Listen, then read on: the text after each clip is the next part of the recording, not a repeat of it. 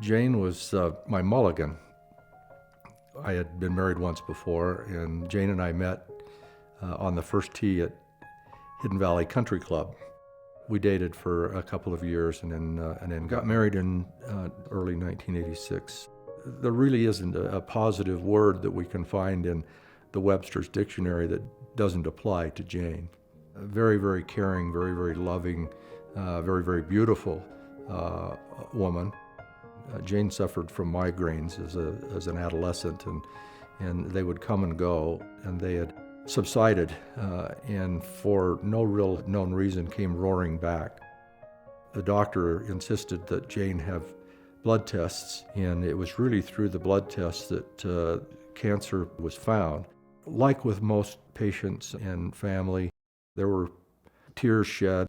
We got over that and decided to do everything that we could to fight the battle.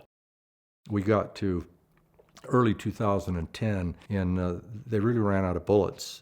Things were not looking very good. Jane woke up one morning and was paralyzed from the diaphragm down. That led to a very difficult conversation for our wonderful oncologist. He basically said there's not a whole lot more than we could do. And he suggested that under the circumstances that we go the hospice route. And it was a very emotional moment at that time for Jane and I, because that was really the first time that it hit us that her death was imminent. I made arrangements for the representative from Intermountain Hospice side to come, and I don't want this to sound corny, but it was almost like divine intervention. From the beginning, the relationship started with Intermountain, and it just got better. The nurse that was assigned to Jane, Anna Halsey, took a personal interest in Jane. She shifted Jane to her last stop in the day so that she could spend a little bit more time with Jane. It wasn't only about Jane for Anna. It was very much caring about me as well. Anna said to me on Friday that things were getting closer to the end, and speculated that Jane might be able to live another week. On Saturday, the next day, the rattle started. Jane died the next day on Sunday.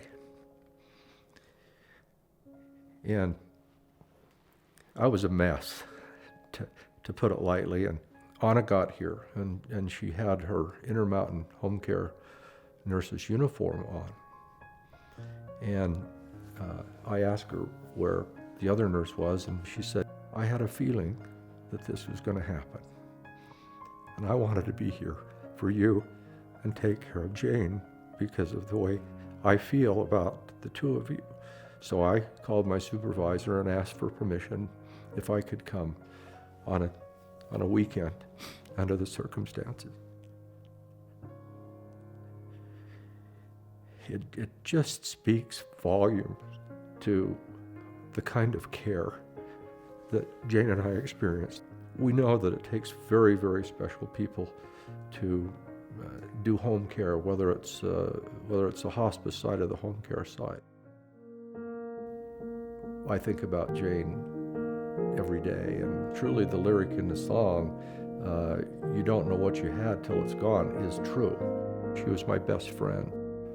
Jane is very much a giver. We had a small life insurance policy, and Jane and I had talked about how the monies should be used. She said, you do with it what you want to do with it. Oh, by the way, I've received tremendous care from Intermountain.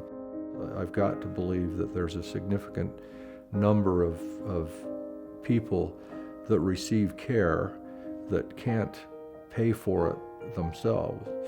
So for Jane and I to be able to contribute to those in need goes beyond just the care that Jane received.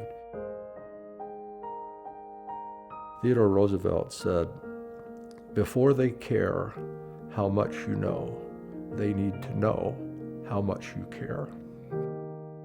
And really that defines Jane It defines Intermountain. I don't have the words that could encourage people enough to be participatory in helping to give back for what you have received.